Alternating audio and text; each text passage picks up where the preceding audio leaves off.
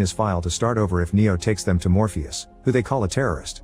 Neo gives Smith the finger and asks for his rights, so Smith shuts him up by magically sealing his mouth.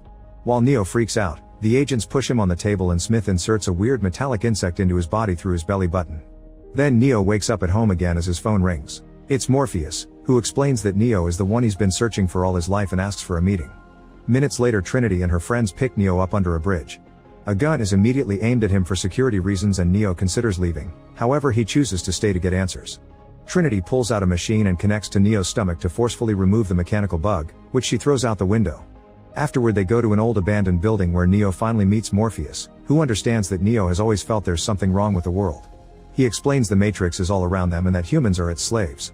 Then Morpheus presents 2 pills. If Neo takes the blue one, he'll wake up again at home and remember nothing.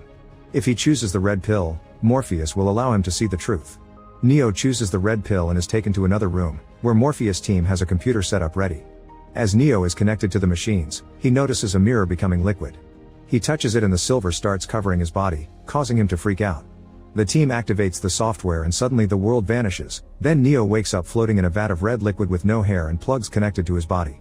He bursts out of it and removes the plug in his mouth before notices millions of vats around him also holding humans. At that moment a drone appears and grabs him to insert something in his neck. Next all the plugs are disconnected and the liquid drains from the vat, pushing Neo through the pipes and dropping him into a pit of water. A spaceship drops a claw and picks him up to save him. Morpheus welcomes Neo to the real world and he's taken to the infirmary for rehabilitation, which takes a while. His muscles have atrophied and his eyes hurt because he never actually used them.